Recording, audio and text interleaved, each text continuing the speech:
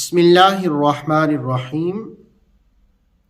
سورہ بقرہ کی آیت نمبر 59 کے ضمن میں ہم جانیں گے کہ باتوں کو بدلنا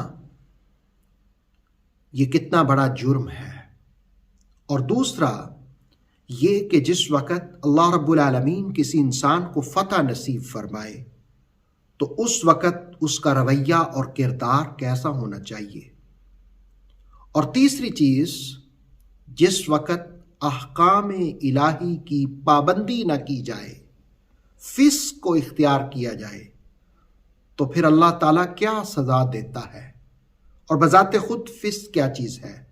ان ساری باتوں کو سورہ بقرہ کی آیت نمبر 59 کے ضمن میں جانتے ہیں۔ پہلے آیت کا ترجمہ ملاحظہ ہو۔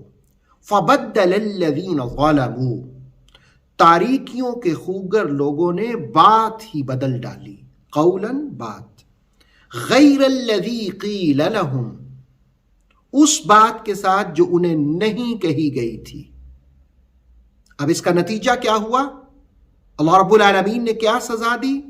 فَأَنزَلْنَا عَلَى الَّذِينَ ظَلَمُوا، ہم نے ان ظالموں پر نازل کیا رجزا من السماء، آسمان سے عذاب، بما کانوا یفسقون، ان کے فسق کرنے کی وجہ سے۔ پہلی بات یہ کہ اللہ کی باتوں کو بدل ڈالنا یہ ایک بڑا جرم ہے، اور اس جرم کا ارتکاب کرنے والوں کو قرآن ظالم کہتا ہے، اور ظلم کا مطلب ہے تاریکی کے اندر رہنے والے۔ اسی لیے خوبصورت ترجمہ کیا مفسر قرآن علامہ سید ریاض حسین شاہ صاحب نے، فَبَدَّلَ الَّذِينَ ظَلَمُوا، تاریکیوں کے خوگر لوگوں نے بات ہی بدل ڈالی۔ اور دوسری چیز یہ کہ جو شخص ظلم کرتا ہے، اللہ کی باتوں کو بدل کر کے، پھر اللہ اس سے ناراض ہوتا ہے اور آسمان سے عذاب نازل کرتا ہے، رجز۔ اس آیت میں کہا رجزا من السماء، رجز کیا چیز ہے؟ ویسے اس کے لغوی معنی تو بد نظمی، اضطراب، آسمانی وبا، نفسیاتی انتشار، اور لوگوں کا اجڑ جانا، یہاں سے مراد طاعون ہے، کہ وہ لوگ جنہوں نے بات کو بدل دیا ان پر طاعون کا مرض آ گیا۔ اور بخاری شریف کی حدیث ہے کہ رسول اللہ علیہ السلام نے فرمایا کہ جہاں طاعون کا مرض ہو وہاں مت جاؤ۔ اب یہ عذاب ان پر کس کی وجہ سے آیا؟ فسق کی وجہ سے۔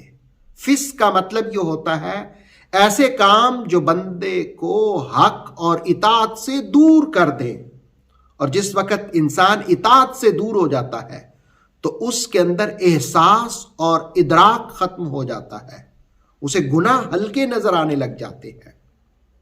دراصل اس آیت کا تعلق ما قبل آیت سے ہے۔